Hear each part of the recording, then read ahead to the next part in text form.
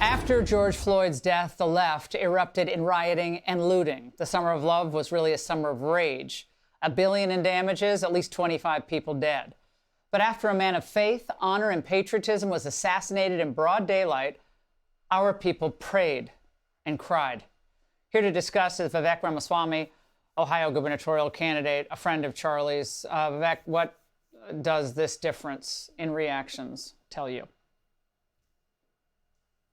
Tells us about what's true in our country, which is, on one hand, Laura, there is a lot of evil, and we have to confront that evil with fortitude and stamp it out. On the other hand, there is still so much more that is good, that's beautiful, that's virtuous, that's true, that's real. And that's what we're actually fighting to protect. And so I'm proud of those who were able to resort to prayer, resort to reflection. And even there were a few voices as well. I'll commend people on the left who I disagree with, at least prominent voices who were able to actually recognize the wrongness of violence and call to action to prayer as well. That's what brings us together. I think that's our way forward. That makes us stronger, not weaker. We have to be strong enough to protect our kindness, but it's still our kindness that we're protecting. We saw a lot of people from the education world, something you've written a lot about and spoken a lot about over the years, who were saying not those kind things, felt the need to condemn and wish more death upon the conservative movement and cheer this assassination.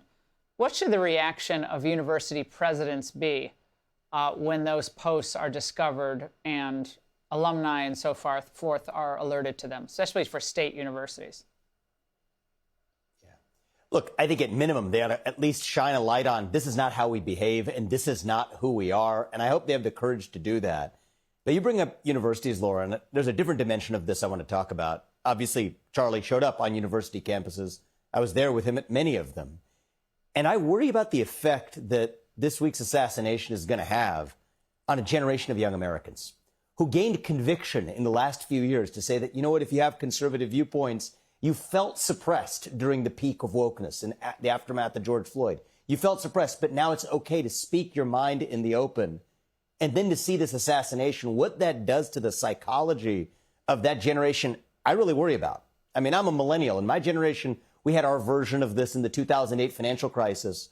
What do you see the next 15 years? An entire generation of millennials lost their confidence in capitalism. Yeah. I think this is Gen Z's relationship to free speech that I worry about. And as I think about the kids at the universities, that's my concern. This is going to last for a long time to come. Well, Vivek, as always, wonderful to see you. Thank you for your comments tonight. Very important.